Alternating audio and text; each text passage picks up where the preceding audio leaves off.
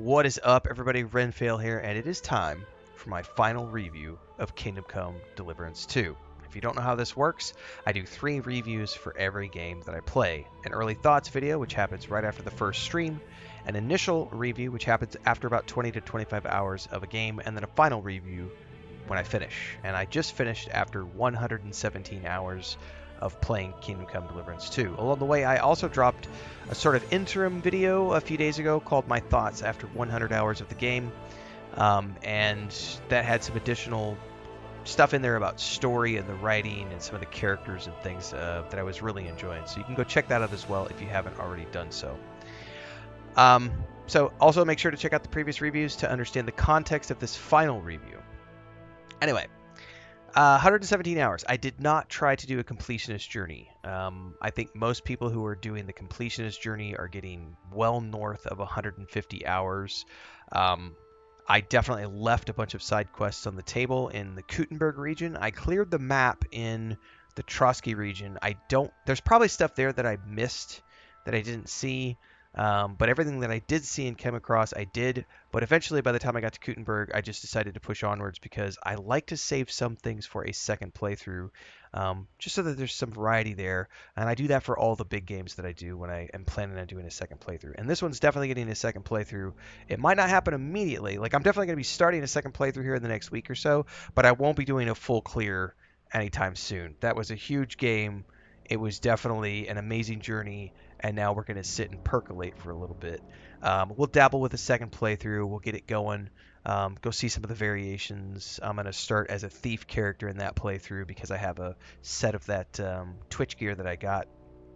But anyway, phenomenal experience. What Warhorse did with the budget that they have, especially in relation to the cutscenes, the performance capture, and the story, was just incredibly well done. Obviously, I've got a bunch of other stuff in the other reviews where I've already talked about a lot of things. But what I kind of want to just my closing thoughts, especially after rolling credits and seeing the last couple of end credit scenes and everything else, knowing that there are DLC coming in the pipeline this year, I pre-ordered the gold edition on the PS5, so we'll be doing the DLCs as they come out, assuming they don't stack on top of new releases, but we're definitely going to be playing those as they come around. All I can say is I cannot wait for whatever is the next project that Warhorse Studios takes on. I don't care if it's another Kingdom Come game. I don't care if it's something completely different. I am now a believer in Warhorse Studios, and I was not before the end of 2024. I had never played Kingdom Come Deliverance 1, until I had dabbled a little bit a few years back, but I didn't do a full clear until January of this year. I started it in December and then into January. Had a great time, and then played Kingdom Come Deliverance 2, and these guys are now on the map for me in terms of a studio that is worthy of paying attention to whatever is their next project. I don't care what they work on. These guys make good games, and I cannot wait for the next Warhorse Studios project. That being said, I would absolutely love a third Kingdom Come Deliverance game. Give us another trilogy with Henry and Hans. I'd be totally down for that.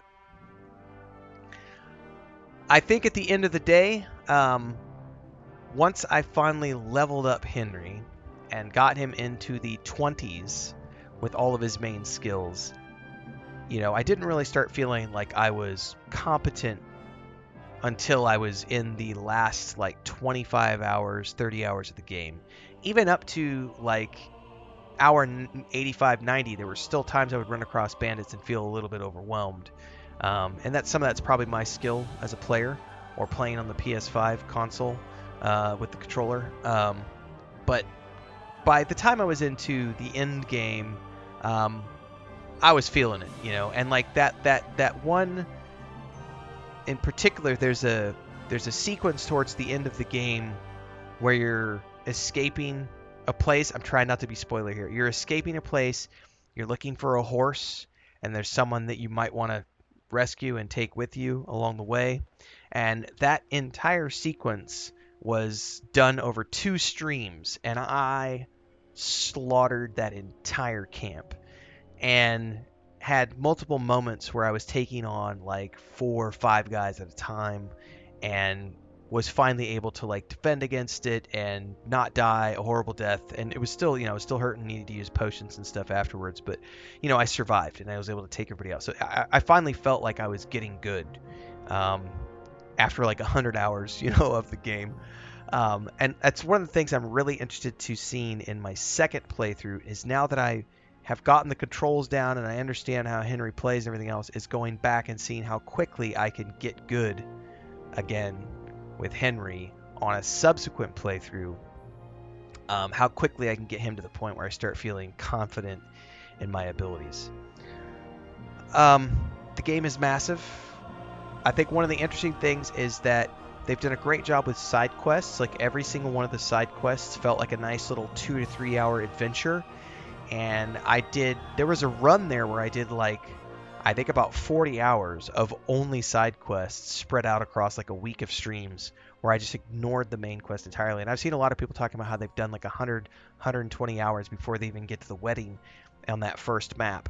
And knowing what I know now, going back and doing a second playthrough, I will also be doing more of a, let's do everything we can before we get to the wedding type gameplay as well. Because that sequence, once you hit the wedding sequence and everything that comes, I mean, that was a good, well, at least my first playthrough, because a lot of it was figuring out what I needed to do. That was like a 6-hour sequence of the wedding and then everything that comes after the wedding. So great game. Several emotional moments. I was genuinely surprised by the amount of there was humor in the first game, but I feel like they definitely injected more humor into this second game, especially because we had a bigger cast of characters. So in the first game, it was mostly just kind of like Henry and Hans, and you maybe did some side quests. You had Godwin, of course, Godwin's famous quest in the first game. But in this game, you're playing as Henry and you play as Godwin a few times. But you have a bigger cast with like Dry Devil's band, and getting to know the characters like Adder, who we talked about in a previous video, and um, the character that Adrian Boucher's character played, I forget his name now. The Zishki? I don't remember his name. I'm horrible with names. Um, his character and the way he progresses throughout the game. And I think one of the coolest things is, now that I've played the game and I know who the good guys and the bad guys are, a subsequent playthrough enables me to now make different decisions in the conversations about how I treat these people, and I'm really interested to see how all that plays out. I also know that we had quite a few people in my streams who had already beat the game before I did, and they were talking about all the things they were seeing in my playthrough that were different. I know, for example, I kept a certain sword. Quick commercial break, everyone, to celebrate and give thanks to all of these amazing people who keep me on the air full time. Really appreciate the support. All you got to do is join as a member. You get access to private videos. You can also do super thanks on any upload, or super chats and stickers on any live stream or premiere you see. And beyond that, don't forget we're multi-streaming over on Twitch now, so you can support over there as well. Thanks so much to everybody. Let's get back to the video at hand. That other people did not keep. And so my ending sequence at the end of the credits was much different than other people had. And there's just a lot of variation based upon who you romance and who you don't, and who you save and who you don't. So the decisions here are quite impactful. And I also really appreciated how some of the things that you do and the decisions that you make don't have like immediate outcomes, and you'll be like 30 hours later in the game and you're finishing up a side quest or a main quest even, and this character shows up and he's either happy with you or mad at you, like based on something you did forever ago, and you're like, wait a second, oh wait, that's that character. Like there was the guy from the silver mines, and yeah. Anyway, great game. Some good comedic moments in it, some emotional, tear-jerking moments. The ending was very, there's definitely sort of I don't want to call it a cliffhanger of an ending, because I'm kind of interested to see how the DLCs that are coming. I don't know if the DLCs are going to be DLCs that follow in the subsequent days after the game, or if they're going to be like DLCs where it's like meant to be mid-game content as you're playing through the game. I don't know yet how they're planning on doing the DLCs. I need to go back and re-look at those and see what those are supposed to be. But they definitely do sort of leave an open end, so to speak. Even though there is a definitive ending, there is also an open aspect to it where we definitely could come back and have a third game if they decided to do so. Um, yeah, I think at the end of the day, it's it's I feel confident in saying that this is a solid, you know, I'd say it's like a 9 or a 10 out of 10 for me. Like it's I could probably even go on a limb and say it's a damn good, like close to 10 out of 10 game for me. There were a few aspects of it that I really wish, like I do wish we could get a crosshair for the bow. That's a personal thing. I really wish we could. Um, but I mean, I don't really have too many bad things to say after the end of this. Um, Overall, I had a really good time. I really like the diversity of decisions that you could make.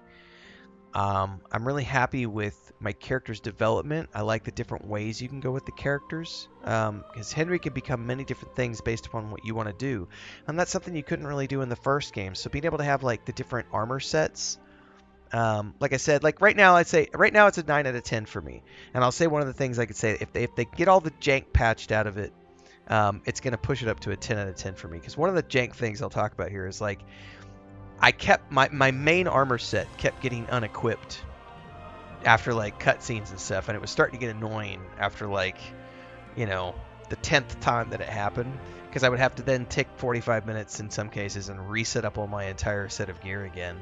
Um, so little things like that. There are still quite a few bugs that need to be worked out, but I think as they continue to get those kinks worked out, that'll push this into a 10 of 10 game. This is easily up there with like Red Dead Redemption 2 and Witcher 3, Cyberpunk 2077 in terms of really epic um, adventure RPGs for me, story RPGs. I am a big fan. I know some people complain about these, 5-6 hour long quests where you're only focused on this one quest for like 6 hours and it's just linear with hundreds of lines of dialogue and hours of cutscenes. And some people get turned off by that. I am not one of those people. I am immersed in the story. I'm watching it like I'm watching a TV series or a film. Every single person who did motion performance capture and voice acting in this game deserves to win all the awards. The music is phenomenal, the writing was phenomenal, everything was great. Just some launch bugs to work out. Once to get those kinks worked out, I think this is one for the ages and definitely a game of the year contender for 2025 without a shadow of a doubt. So had a great time. Can't wait to get more of it as we go throughout 2025. I'd love to hear your thoughts. Drop them down below and stick around. I got a lot of other games that we're playing right now, and I will, of course, be dabbling with a second playthrough. It won't happen immediately, but sometime over the next week or so, you can expect to see me starting to come back around with some more Henry of Skalitz. And, of course, I've still got some more Kingdom Come Deliverance 2 guides in the works, so stay tuned for those as they come out. Don't forget to check out the playlist below, and I'll see everybody tomorrow for the next stream every single day on YouTube and Twitch, starting bright and early around 6 a.m. Central, and we go from there. See you next time, everybody. Peace.